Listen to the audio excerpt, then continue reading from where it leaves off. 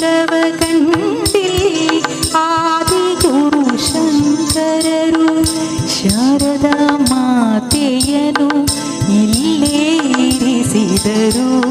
ಸಕಲ ಕಲೆಗಳ ತೌರು ಮಾತೆ ಸನ್ನಿಧಿಯೆನಲು, ಸಕಲ ಕಲೆಗಳ ತೌರು ಮಾತೆ ಸನ್ನಿಧಿಯೆನಲು, ಶರಣಾಗಿ ಶಾರದೆಗೆ ವರದಾನವೀಯಲು.